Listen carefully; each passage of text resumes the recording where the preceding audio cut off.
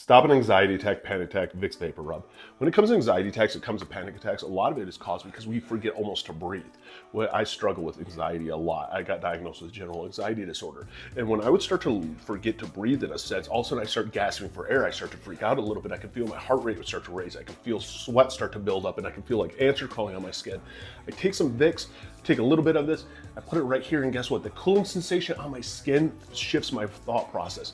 The Vicks, that menthol smell, that opens up my airways. All of a sudden, I'm focused on my breathing. I'm focused on my breathing. I'm focused on the smell, and I'm focused on the coolness on my skin. It has overridden my system by my senses. Your senses are more powerful than your thoughts. Anxiety is essentially fear of fear. If you can confuse and shift your thought process, you can ground yourself through anxiety. And that's what grounding is using your senses to outsmart and outwork anxiety itself. So when you all of a sudden are now focused in on your breathing, you have control over that again, you're feeling the coolness on your skin, you're smelling the menthol, it's slowing you down.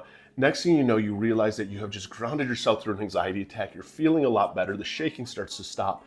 And guess what? That's what it's about. It's trial and error to find what works for you. This right here is probably one of the best grounding hacks that I have ever found, is when it comes to Vicks and actually putting a dab on you, because it will calm you down in so many different ways and it engages so many different senses that it overrides your whole system.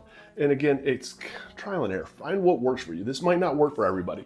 And if you struggle with a lot of anxiety attacks, see a psychiatrist, see a psychologist, possibly get on meds, who knows, and find out some of the underlying causes. And guess what? This, if you struggle every now and then, can make a world of difference. It's trial and error. Find what works for you.